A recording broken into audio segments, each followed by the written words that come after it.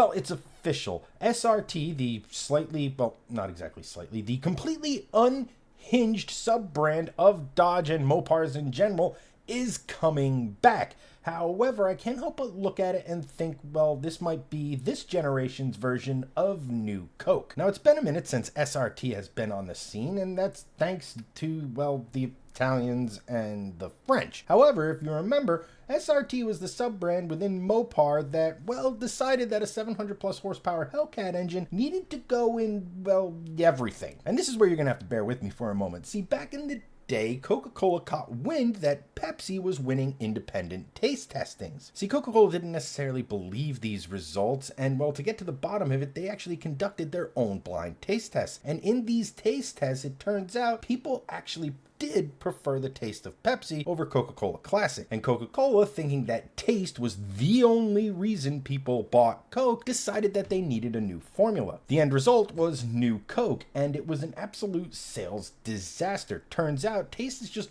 one thing that people actually look for when getting a beverage. See, people actually went and bought Coca-Cola because they actually wanted Coca-Cola, not Pepsi. So when New Coke came around, people were like, where's the stuff we grew up on? Where's the stuff we've had for years now? This isn't Coca-Cola. We don't want it. However, Coca-Cola realized their blunder and turned this absolute disaster into an actual massive win. See, for the time period that New Coke was the only game in town, people were actually developing an appetite to have classic Coca-Cola once again. Coca-Cola reverted back to the formula they had been using, and people wanted it so much that they couldn't make it fast enough. People were buying classic Coke all over the place. Well, you can kind of see the parallels. Stellantis looks at the marketplace, realizes people want EVs and more efficient and blah, more technology, blah, and blah, blah, blah. So therefore, that would translate into both pickup trucks, the best-selling vehicles in America, and muscle cars, i.e., let's put the EV in muscle. We'll be the only people doing that. And again, if people actually want internal combustion, we got this new high-tech twin-turbo straight-six engine that people are going to love. And well, that's not why people bought Mopars. They didn't buy them because they were the most technologically advanced things on the road. They bought them because, well, they were muscle cars.